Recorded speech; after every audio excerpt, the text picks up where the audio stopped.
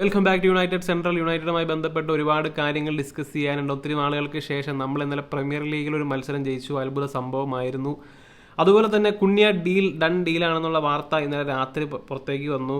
അതുപോലെ Reuben അമോറിമിൻ്റെ speech, അങ്ങനെ ഒത്തിരി കാര്യങ്ങൾ ഡിസ്കസ് ചെയ്യാനുണ്ട്. അപ്പോൾ എന്തായാലും നമ്മളൊരു മത്സരം ജയിച്ച കാര്യത്തെപ്പറ്റി പറഞ്ഞ് തന്നെ തുടങ്ങാം. അപ്പോൾ ഇന്നലെ പ്രത്യേകിച്ച് കാര്യമൊന്നുമില്ല, ഒരു ഉപയോഗമില്ലാത്ത മത്സരം. ആസ്റ്റൺ വില്ലനെ സംബന്ധിച്ച് അവർക്ക് ഇന്നലെ മത്സരത്തിൽ നല്ല റിസൾട്ട് കിട്ടണം എന്നുള്ളത് അവരെ സംബന്ധിച്ച് ഇമ്പോർട്ടൻ്റ് ആയിരുന്നു. കാരണം അവർക്ക് ചാമ്പ്യൻസ് ലീഗ് ക്വാളിഫിക്കേഷൻ ഇന്നലെ ആ മത്സരത്തിൽ നിന്നും കിട്ടിയേനെ. പക്ഷേ നമ്മൾ ജയിച്ചത് വഴി ന്യൂ കാസലിനാണ് ചാമ്പ്യൻസ് ലീഗ് കളിക്കാൻ പോകുന്നത്. ആസ്റ്റൺ വില്ല യൂറോപ്പ ലീഗിലേക്കായിരിക്കും പോകുന്നത്. അപ്പോൾ എന്തായാലും അങ്ങനെ ഒരു തിരിച്ചടി ആസ്റ്റൺ വില്ലയ്ക്ക് കൊടുക്കാനായിട്ട് നമുക്ക് സാധിച്ചു എന്നുള്ളതാണ്. കളിയിലേക്ക് വരികയാണെങ്കിൽ വളരെ ബ്രൈറ്റായിട്ടാണ് യുണൈറ്റഡ് സ്റ്റാർട്ട് ചെയ്തത്. ശരിക്കും പറഞ്ഞു കഴിഞ്ഞാൽ നമുക്ക് ഫ്രസ്ട്രേഷൻ കൂട്ടി എന്നുള്ളതാണ്. കാരണം എവിടെയായിരുന്നു ഈ പെർഫോമൻസ് യൂറോപ്പ ലീഗിലേക്ക് വന്നപ്പോൾ എന്നുള്ളതാണ് മനസ്സിലേക്ക് തോന്നിയൊരു കാര്യം. വളരെ നന്നായിട്ട് തന്നെ സ്റ്റാർട്ട് ചെയ്തു. അതുപോലെ തന്നെ ഇഷ്ടംപോലെ ചാൻസുകൾ ക്രിയേറ്റ് ചെയ്യുന്നുണ്ടായിരുന്നു. ആദ്യത്തെ 10-15 മിനിറ്റിൽ തന്നെ 3-4 ഷോട്ടുകളൊക്കെ എടുക്കുന്നുണ്ടായിരുന്നു. അപ്പോൾ അങ്ങനെ വളരെ ബ്രൈറ്റായിട്ട് സ്റ്റാർട്ട് ചെയ്തു. അതുപോലെ തന്നെ സ്ഥിരം ആസ് യൂഷ്വൽ നമുക്ക് ഫിനിഷ് ചെയ്യാൻ അറിയില്ല. അപ്പോൾ അത് തന്നെയാണ് ഇന്നലെ ഫസ്റ്റ് ഹാഫിലേക്ക് കണ്ടത്. അതിനുശേഷം പിന്നെ ഈ പറയുന്ന പോലെ എമിലിയാനോ മാർട്ടിനസിന് റെഡ് കാർഡ് കിട്ടി. ഹോയിലൻഡിനെ വന്ന് ഇടിച്ചതിന് ലാസ്റ്റ് മാൻ ആയിരുന്നു. അപ്പോൾ അങ്ങനെ മാർട്ടിനസിന് പുറത്തേക്ക് ഇറങ്ങി വരേണ്ട ഒരു കാര്യം ഉണ്ടായിരുന്നില്ല. കാരണം എന്തായാലും ഹോയിലൻഡ് ഇത് ഫിനിഷ് ചെയ്യാൻ പോണില്ല. അപ്പോൾ പുള്ളിക്കാരൻ അവിടെ തന്നെ നിന്നാൽ മതിയായിരുന്നു, പോസ്റ്റിനടുത്ത് തന്നെ നിന്നാൽ മതി. അപ്പോൾ എന്തായാലും പുള്ളി പുറത്തേക്ക് ഇറങ്ങി വന്നു, റെഡ് കാർഡ് കിട്ടി. അതിനുശേഷം കളിയിൽ വലിയ മാറ്റമൊന്നും ഉണ്ടായിരുന്നില്ല എന്നുള്ളതാണ്. ഫസ്റ്റ് ഹാഫിൽ കണ്ട ആസ്റ്റൺ വില്ല തന്നെയാണ് സെക്കൻഡ് ഹാഫിലേക്ക് കണ്ടത്. പക്ഷേ നമ്മൾ ഈ പറയുന്ന പോലെ അറ്റാക്ക് ചെയ്തു. അപ്പോൾ അങ്ങനെ നമ്മൾ ഗോളുകൾ അടിച്ചു. അപ്പോൾ അങ്ങനെ നമ്മൾ ഒരാവശ്യമില്ലാത്തൊരു മത്സരത്തിൽ നമ്മൾ വിജയിച്ചു. അപ്പോൾ അതുപോലെ നമ്മൾ 15ാം സ്ഥാനത്താണ് ഫിനിഷ് ചെയ്യുന്നത്. അപ്പോൾ അങ്ങനെ മത്സരത്തിന് ശേഷം അമോറിമിൻ്റെ ഒരു സ്പീച്ചൊക്കെ ഉണ്ടായിരുന്നു, യൂട്യൂബിൽ കിടക്കുന്നുണ്ട്. കണ്ടിട്ടില്ലെങ്കിൽ കാണാം. ഒരു 2-3 മിനിറ്റുള്ള സ്പീച്ചാണ്. അപ്പോൾ പുള്ളിക്കാരൻ ആക്ച്വലി അത് കുറച്ച് പോസിറ്റീവായിട്ട് തോന്നി. അപ്പോൾ പുള്ളി പറഞ്ഞ കേസ് എന്ന് വെച്ച് കഴിഞ്ഞാൽ ആദ്യം തന്നെ അപ്പോളജൈ ചെയ്തു ഫാൻസിനോട്, എല്ലാവരോടും പുള്ളി അപ്പോളജൈസ് ചെയ്തു. അതിനുശേഷം പിന്നെ പുള്ളി പറഞ്ഞിരുന്നു ആദ്യത്തെ സീസണിൻ്റെ സ്റ്റാർട്ടിങ് അല്ലെങ്കിൽ പുള്ളി ജോയിൻ ചെയ്ത സമയത്ത് തന്നെ 3 മത്സരങ്ങളിൽ 2 വിജയിച്ചോ ഡ്രോ ആയപ്പോൾ തന്നെ പറഞ്ഞിരുന്നു സ്റ്റോം വരുന്നുണ്ടെന്നുള്ള കാര്യം. അപ്പോൾ അങ്ങനെ ഒരു ഡിസാസ്ട്രസ് സീസണിന് ശേഷം അതൊക്കെ പാസ്റ്റിലാണ്, ഗുഡ് ഡേയ്സ് ആർ കമ്മിങ് എന്നുള്ളൊരു കാര്യമൊക്കെ പറഞ്ഞിട്ടാണ് പുള്ളി സ്പീച്ച് അവസാനിപ്പിച്ചത്. അപ്പോൾ എന്തായാലും അത് കുറച്ചൊരു പോസിറ്റീവ് സൈനായിട്ട് തോന്നി. അതുപോലെ തന്നെ അമോറിം തന്നെ നിൽക്കും എന്നുള്ള കാര്യം അതിൻ്റെ മുമ്പ് ദിവസം വാർത്തയായിട്ട് വന്നിരുന്നു. കാരണം എന്താണെന്ന് വെച്ച് കഴിഞ്ഞാൽ അമോറിം ട്രെയിനിങ് ഗ്രൗണ്ടിൽ വെച്ച് ഗാർനാച്ചോട് പറഞ്ഞു, ഈ ക്ലബ്ബ് വിട്ട് പൊക്കോ, വേറെ ഏതെങ്കിലും ക്ലബ്ബ് കണ്ടുപിടിച്ചോ, കിടക്കൂ പുറത്ത് എന്നുള്ള കാര്യം അമോറിം ഗാർനാച്ചോട് പറഞ്ഞു എന്നുള്ള കാര്യം ഡേവിഡ് ഓൺസ്റ്റീൻ പറഞ്ഞു. അപ്പോൾ അത് പുള്ളിക്കാരന് കൺഫർമേഷൻ കിട്ടിയോണ്ടാണ്. പുള്ളിക്കാരൻ സ്ക്വാഡ് താരങ്ങളോട് എല്ലാവരോടും പറഞ്ഞു എന്നാണ് പറഞ്ഞത്. പുള്ളി തന്നെയായിരിക്കും മാനേജർ എന്നുള്ള കാര്യം. അപ്പോൾ അതിൻ്റെ ഇടയ്ക്ക് പുള്ളിക്കാരൻ മൊണാക്കോയിൽ പോയി.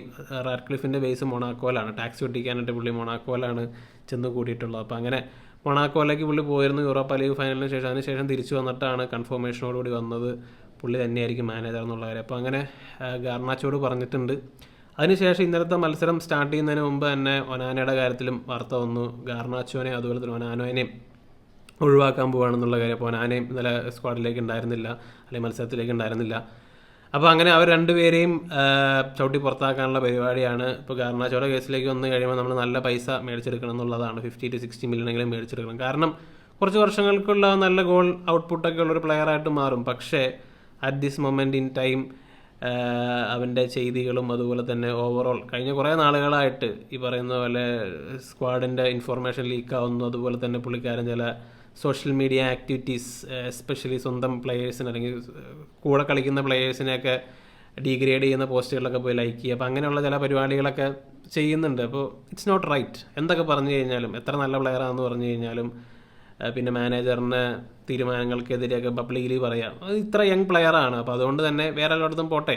അപ്പോൾ അതിന് പകരക്കാരനായിട്ടാണ് നമ്മൾ കുണ്യനെ കൊണ്ടുവന്നിട്ടുള്ളത്.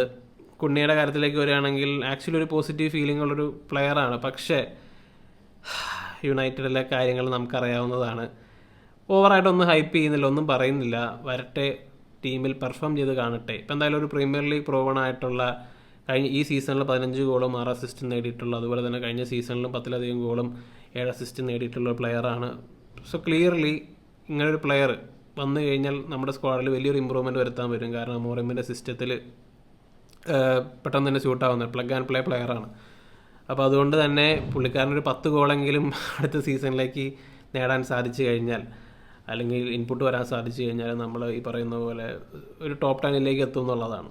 ഡെഫിനറ്റ്ലി ഞാൻ ഇന്നിരുന്ന് ചെയ്തൊരു കാര്യം എന്ന് വെച്ച് കഴിഞ്ഞാൽ നമ്മൾ കഴിഞ്ഞ 2-3 സീസണിലായിട്ട് നമ്മുടെ മൊത്തം ഗോളുകളെ പറ്റി നോക്കി. ഇപ്പോൾ ഈ സീസണിൽ നമ്മൾ 44 ഗോളുകളാണ് അടിച്ചിട്ടുള്ളത്, 15ാം സ്ഥാനത്ത് ഫിനിഷ് ചെയ്തു. ഇപ്പോൾ കഴിഞ്ഞ 4 സീസണിലെ കാര്യം എടുക്കുകയാണെങ്കിൽ 2021-22 സീസണിൽ നമ്മൾ 57 ഗോളാണ് അടിച്ചത്, നമ്മൾ 6ാം സ്ഥാനത്ത് ഫിനിഷ് ചെയ്തു.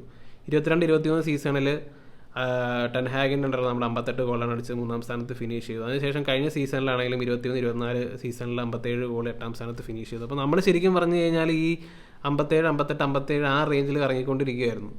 അതിനുശേഷമാണ് ഈ സീസണിലേക്ക് വന്നു കഴിഞ്ഞപ്പോൾ 44ാം സ്ഥാനത്ത് 44 ഗോൾ അടിച്ചത് നമ്മൾ ഈ പറയുന്ന പോലെ 15ാം സ്ഥാനത്തേക്ക് പോയത്.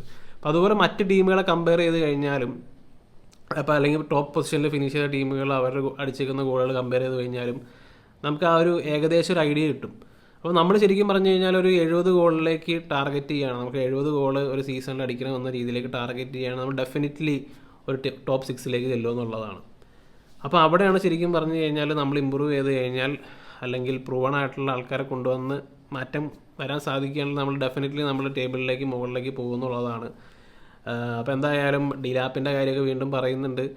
അതിൻ്റെ ഒപ്പം തന്നെ ഇൻട്രസ്റ്റിംഗ് ആയിട്ടുള്ള മറ്റൊരു പേര് വന്നിട്ടുള്ളതെന്ന് വെച്ച് കഴിഞ്ഞാൽ എംബുവമയുടെ കാര്യമാണ്. ഇപ്പോൾ പൊതുവേ പറയുന്നൊരു കാര്യം എന്ന് വെച്ച് കഴിഞ്ഞാൽ നമ്മൾ 2 നമ്പർ 10കളെ ടാർഗറ്റ് ചെയ്യും, ഒരു സ്ട്രൈക്കറെ ടാർഗറ്റ് ചെയ്യും, അതുപോലെ തന്നെ ഒനാനെ പറഞ്ഞുവിടുകയാണല്ലോ. അപ്പോൾ അതുകൊണ്ട് തന്നെ ഒരു ഗോൾ കീപ്പറേയും ടാർഗറ്റ് ചെയ്യും എന്നുള്ളതാണ്. ബാക്കി മിഡ്ഫീൽഡ് വിങ് ബാക്ക് ഏരിയയുടെ കാര്യമൊന്നും അറിയാൻ പാടില്ല, കാരണം അവിടെയും നമുക്ക് സൈനിങ്സ് വേണം. അപ്പോൾ എന്തായാലും പറയുന്ന കേസുകൾ ഇതൊക്കെയാണ്. അപ്പോൾ എംബുവമയുടെ കാര്യം പറയുകയാണെങ്കിൽ എംബുവമയാണെങ്കിൽ ഒരു സോളിഡ് പ്ലെയറാണ്, പ്രീമിയർ ലീഗ് പ്രൂവൺ ആയിട്ടുള്ള പ്ലെയറാണ്, ബ്രെൻഫോർഡിൻ്റെ താരമാണ്. ഈ സീസണിൽ 20 ഗോൾ നേടാനായിട്ട് എംബുവമയ്ക്ക് സാധിച്ചിട്ടുണ്ട്. അപ്പോൾ അതുപോലെ ഒരു ഗോൾ കീപ്പറും വരികയാണെങ്കിലും 3 പേര് വന്ന് ഒരു മിനിമം 10 ഗോൾ വെച്ച് ഇങ്ങനെ നേടി കഴിഞ്ഞാൽ നമ്മൾ ഈ പറയുന്ന പോലെ ടോപ്പ് 6ലേക്ക് ചെല്ലാനായിട്ട് നമുക്ക് സാധിക്കും. അപ്പോൾ ആ ഏരിയ അവിടെ വെച്ചിട്ടാണ് ഇമ്പ്രൂവ് ചെയ്യുന്നത്. ഇവരൊക്കെ വന്നു കഴിഞ്ഞതിന് ശേഷം സക്സസ്ഫുൾ ആവുക, ഗോൾ അടിക്കുക എന്നുള്ളതൊക്കെ അടുത്ത ചോദ്യങ്ങളാണ്. അപ്പോൾ എന്തായാലും നമുക്ക് ഈ പറയുന്ന പോലെ തിയററ്റിക്കലി പറയാനാണ് പറ്റുള്ളൂ, ബാക്കിയൊക്കെ പ്ലെയേഴ്സിൻ്റെ അതുപോലെ തന്നെ മാനേജറിൻ്റെ കയ്യിലാണ്. അപ്പോൾ എന്തായാലും സീസൺ ഒരു ഡിസാസ്റ്റർ ആയിരുന്നു, ആ കാര്യത്തിൽ യാതൊരു സംശയവുമില്ല. അടുത്ത സീസണെങ്കിലും ബെറ്റർ ആവട്ടെ, ബെറ്റർ ആയേ തീരുള്ളൂ. അപ്പോൾ ഗൈസ്, എന്താണ് നിങ്ങളുടെ അഭിപ്രായങ്ങൾ എന്നുള്ള കാര്യം തീർച്ചയായും കമൻ്റ് ആയിട്ടിടുക. മറ്റൊരു വീഡിയോയുമായി വീണ്ടും കാണാം.